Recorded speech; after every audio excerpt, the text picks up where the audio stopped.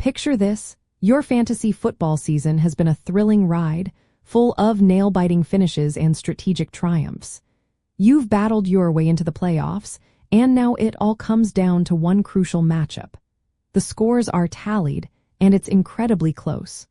What happens if you and your opponent end up with the exact same score? In fantasy football, if teams finish with a tied score in the playoffs, the game is not a draw. Instead, a specific set of predetermined tiebreaker rules are applied to determine a single winner, ensuring that one team advances and the other is eliminated. The primary reason for tiebreaker rules is to maintain the integrity and competitive nature of a knockout tournament like the playoffs. Without them, tied games would create uncertainty and delay.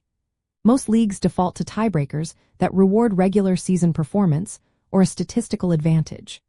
Common tiebreakers include the team with the higher regular season head-to-head record between the tied teams, or the team that scored more total points throughout the entire regular season. Some leagues might even look at total bench points for that week or a division record.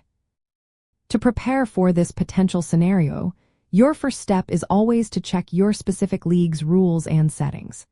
Most fantasy football platforms will clearly outline the tie-breaking procedures under the league settings or rules section. Knowing these rules beforehand allows you to understand the implications of every point scored and every player decision.